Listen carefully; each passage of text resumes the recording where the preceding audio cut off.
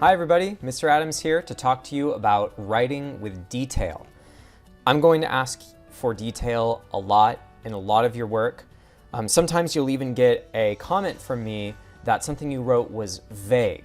And the opposite of being vague is being detailed. So today I'm here to teach you what I mean by detail and show you some examples of what that looks like.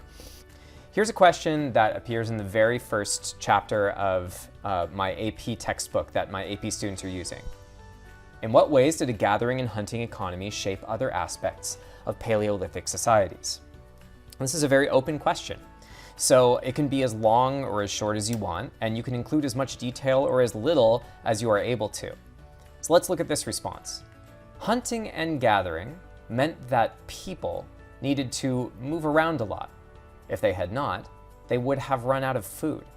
They also needed to live in small groups for the same reason. Now, does this answer the question? Absolutely. It talks about aspects of hunting and gathering life and what they led to, moving around a lot, living in small groups. However, this is very vague because almost every part of every sentence does not paint a picture or give any sort of detail. Let's look at a detailed example. Here's what that same response would look like, but with detail. Okay, now I want you to notice something. Yes, this has gotten a lot longer. Okay, everything highlighted in yellow is new, but the first two sentences have also gotten much, much more detailed in a way that would even make those two sentences more powerful. A hunting and gathering economy meant that Paleolithic Homo sapiens needed to live a nomadic lifestyle. If they had not, they would have eventually exhausted the plant and animal resources they depended on to survive. A sharing ethos also guaranteed that when resources were scarce, all members of the band would get something. In the Sun people, for example, this sharing ethos is expressed when a hunter must give half of the animal he kills to the man who made his arrow, and both men must then divide the animal among their relatives. Citation. For the same reason, hunter-gatherer bands had to keep small group sizes. Strayer suggests anywhere from 25 to 50 people. This is a citation from the AP textbook. Though Mr. Adams said groups could reach a maximum of 100 in Story 1.3.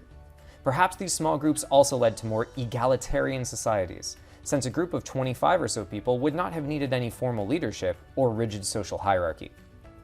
Okay, now you may be saying, well, Mr. Adams, all you did was write a lot more. True. But also, you've missed the bigger picture, if that's all you think I did. So what did change between the vague example and the detailed response?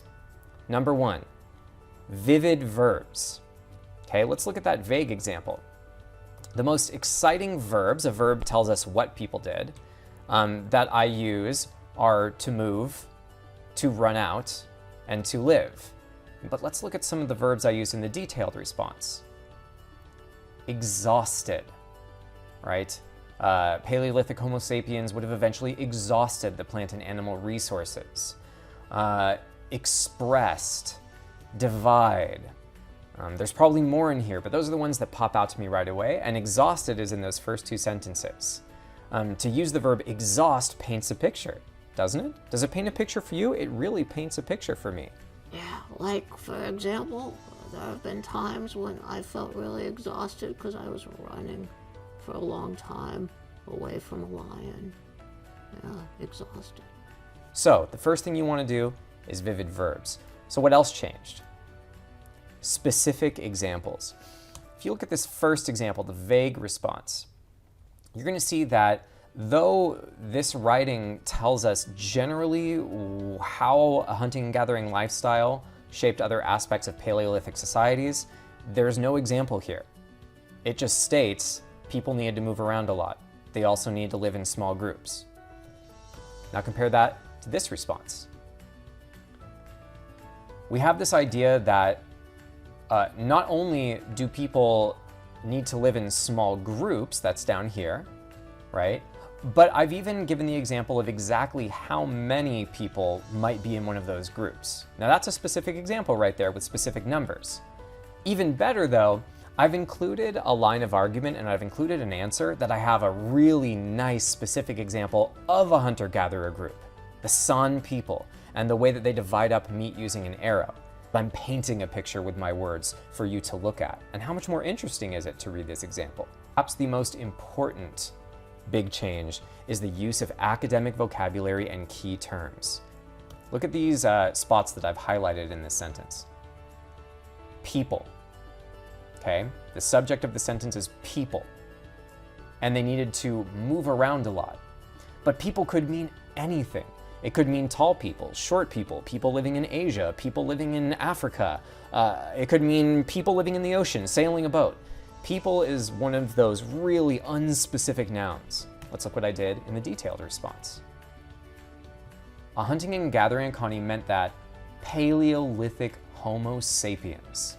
I've told you when they lived, I've told you exactly who and what I'm talking about. And instead of saying they needed to move around a lot, I've used the key vocabulary term to live a nomadic lifestyle. I've taken this opportunity to talk about being nomadic. That's what I mean by showing off your knowledge and showing off detail. Same with Paleolithic Homo sapiens. Same with sharing ethos, San people, hunter-gatherer bands, egalitarian society, rigid social hierarchy. These are key terms that lend authority and credibility to what I'm saying. Now notice, even before you get to this extra that I added, already I've established so much authority just by saying Paleolithic Homo sapiens instead of people. Finally, last thing. Yeah, it's true. I could just talk about 2 ways that the hunter-gatherer economy affected Paleolithic life, but why stop there when I have other great examples? Here's that same detailed paragraph, but now I've put each example I brought up and each answer in a different color. 1, 2, 3, 4. But even if I just started with those first 2 sentences, right, the detailed response made them much more powerful, much more persuasive, and then I just added more examples and more ideas to answer this question. I hope this has helped you understand what I mean by detailed and what it looks like when something is detailed rather than vague. So let's get out there, let's learn that detail, and let's use it in all of our writing.